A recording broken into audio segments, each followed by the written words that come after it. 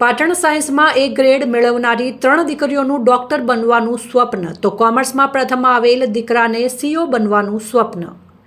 પાટણમાં ધોરણ 12 સાયન્સમાં એ ગ્રેડ મેળવનારી 3 દીકરીઓએ ડોક્ટર બનવાનું સ્વપ્ન સેવ્યું છે તો કોમર્સમાં પ્રથમ નંબર મેળવનાર દીકરાને સીઓ બનવાનું સ્વપ્ન હોવાનું જાણવા મળ્યું છે। તો સામાન્ય પ્રવાહમાં A1 ગ્રેડ મેળવનાર દીકરીને ક્લાસ 1 અધિકારી બનવાનું સ્વપ્ન છે।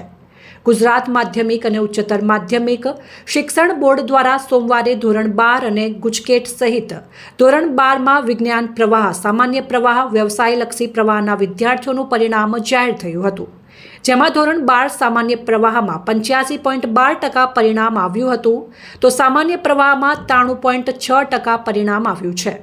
પાટણ જિલ્લામાં ધોરણ 12 સાયન્સમાં A1માં ગ્રેડમાં 8 વિદ્યાર્થીઓ તો સામાન્ય પ્રવાહમાં A1 ગ્રેડમાં 46 વિદ્યાર્થીઓ ઉત્તીર્ણ થયા છે। પાટણ શહેરની આદર્શ હાઈસ્કૂલમાં સામાન્ય પ્રવાહ કોમર્સમાં અભ્યાસ કરતો વિદ્યાર્થી મોદી અનુજ રૂપેશ કુમારે 99.99 PR મેળવી પાટણમાં પ્રથમ નંબર મેળવ્યો છે અને તેને સીઓ બનવાનું સ્વપ્ન સેવ્યું છે। આદર્શ હાઈસ્કૂલની વિદ્યાર્થીની મોદી તૃષા દિનેશભાઈએ 99.10 PR સાથે A1 ગ્રેડ મેળવ્યો છે અને તેને BA સાથે GPSCની તૈયારી કરી ક્લાસ 1 અધિકારી બનવાનું સ્વપ્ન હોવાનું જણાવ્યું હતું।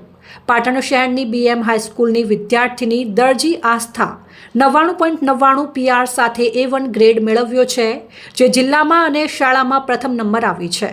આસ્થાએ MBBS કરી ડોક્ટર બનવાનું સ્વપ્ન સેવ્યું હોવાનું જણાવ્યું હતું તો BM સ્કૂલની સલાટ સીમાએ 99.90 PR સાથે A1 ગ્રેડ મેળવી ડોક્ટર બનવાનું સ્વપ્ન સેવ્યું છે। BM હાઈસ્કૂલની પાધ્યા કૃષ્ણાએ 99.67 PR સાથે A ગ્રેડ મેળવ્યો છે અને તે પણ ડોક્ટર બનવા માંગતી હોવાનું જણાવ્યું હતું। મારું નામ દરજી આસ્થા છે। હું શેઠ BM હાઈસ્કૂલમાં અભ્યાસ કરું છું। પાટણમાં આ વખતે મેં 12 સાયન્સની એક્ઝામમાં ફર્સ્ટ નંબર પ્રાપ્ત કર્યો છે અને 99.99% સાથે ગુજરાત રાજ્યના ટોપ 10 સ્ટુડન્ટ્સમાં પણ મારો રેન્ક છે। આ સારું પરિણામ પ્રાપ્ત કરવા માટે મને શાળાનો ખૂબ જ સપોર્ટ રહ્યો છે। બધા જ ટીચર્સે મને ખૂબ સારી મહેનત કરાવી, સારું એવું માર્ગદર્શન આપ્યું અને સારી તૈયારી કરાવી, જેના કારણે આજે આટલું સારું પરિણામ હું પ્રાપ્ત કરી શકી છું। સાથે ફેમિલીનો પણ મને ખૂબ સારો સપોર્ટ હતો। મારું સ્ટડી શેડ્યુલ એવું જ હતું કે મોસ્ટ ઓફ દિવસના ઘણા કલાક હું વાંચવામાં જ કાઢતી હતી। સોશિયલ મીડિયા અને એનો ખૂબ જ બહુ ઓછો ઉપયોગ કરવો, જેથી ડાઉટ સોલ્વ અને પ્રશ્નો પૂછવા માટે જ કરતી હતી। આ પરિણામ સારું લાવવા માટે શાળાના દરેક શિક્ષકોનો ખૂબ ખૂબ આભાર કે તમે મને સારો એવો સપોર્ટ કર્યો, જેથી મને આટલું સારું પરિણામ લાવવામાં સરળતા મળી। Thank you. આગળ અમારે MBBSમાં કોર્સ કરવો છે નીટના એક્ઝામ પછી। વિદ્યાર્થીઓને શું અપીલ કરો છો સારું પરિણામ મેળવવા? સારી મહેનત કરવા માટે સારું ગાઈડન્સ જોઈએ છે, જે તમને તમારા ટીચર્સ તરફથી મળવું જોઈએ અને સારું ગાઈડન્સ સાથે તમારી એ દિશામાં મહેનત જો બંને એક સાથે થઈ જાય તો સારું રિઝલ્ટ આવી શકે। એટલા માટે સારું ગાઈડન્સ અને તમારી મહેનત બે સાથે હશે તો રિઝલ્ટ આવી જશે। મારું નામ સલાટ સીમા મોહમ્મદ ઇરફાન છે। મેં HSCમાં 99.90 PR પ્રાપ્ત કર્યા છે। હું શેઠ BM હાઈસ્કૂલની વિદ્યાર્થીની છું।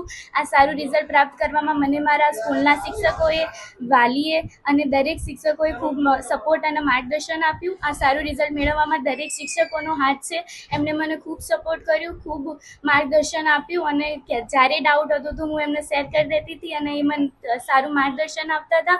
આ સારું રિઝલ્ટ મેળવવામાં બસ મહેનત જ કામ આવે છે અને બીજું કોઈ ડિસ્ટ્રેક્શન રાખવું નહીં। બસ 2 વર્ષ સારી મહેનત કરીને સારું રિઝલ્ટ પ્રાપ્ત કરશું। MBBSનું કોર્સ કરવું છે નીટ પછી। મારું નામ મોદી અનુજ રૂપેશ કુમાર છે। આજે 12 સામાન્ય પ્રવાહનું રિઝલ્ટ આવ્યું, એમાં મેં 12 કોમર્સમાં 97% અને 99.99% પ્રાપ્ત કર્યા છે। એમાં મારી ફેમિલી, આદર્શ વિદ્યાલયના સાહેબો અને ટીચરો અને ક્લાસીસનો ખૂબ સપોર્ટ પ્રાપ્ત થયો અને મેં એક્ઝામ ટાઈમે રોજનું 10 થી 12 કલાકનું રીડિંગ રાખ્યું હતું અને સોશિયલ મીડિયાથી દૂર રહ્યો હતો અને મેં પેપર રાઇટિંગ ઘેર ખૂબ પ્રેક્ટિસ કરી હતી અને મારા પપ્પા અને દાદાનું CA બનવાનું સપનું છે અને હાલ હું અમદાવાદમાં CA ક્લાસીસમાં જોઈન કર્યા છે મેં અને મારું CA બનવાનો ગોલ છે અને એ માટે હું હાલ મહેનત કરી રહ્યો છું। વિદ્યાર્થીએ સેલ્ફ સ્ટડી ખૂબ ઇમ્પોર્ટન્ટ છે। ટ્યુશન સ્કૂલની સાથે સેલ્ફ સ્ટડી જોઈએ અને પેપર રાઇટિંગ પ્રેક્ટિસ મેક્સિમમ કરવી જોઈએ, જેનો ખૂબ બેનિફિટ પ્રાપ્ત થયો છે મને। મારું નામ મોદી તૃષા દિનેશભાઈ છે। હું આદર્શ વિદ્યાલયમાં ભણું છું। આજે મારે સામાન્ય પ્રવાહમાં 99.10 PR આવે છે। શાળા તરફથી ખૂબ જ વધારે સપોર્ટ મળતો હતો। આચાર્યશ્રી તથા વિવિધ સ્ટાફ મિત્રોએ પણ પરીક્ષાને અંગે વિવિધ માર્ગદર્શન આપ્યું હતું અને પરીક્ષા અંગે જે વિદ્યાર્થીઓમાં ભયનો માહોલ છે તે અમને શાળાના વિવિધ શિક્ષકોએ તે દૂર કર્યો હતો શાળામાં જે પ્રમાણે દરરોજ ચાલતું હોય તે પ્રમાણેનું રિવિઝન કરતું રહેવાનું અને પરીક્ષા ટાઈમે જેથી કોઈ તકલીફ ના પડે.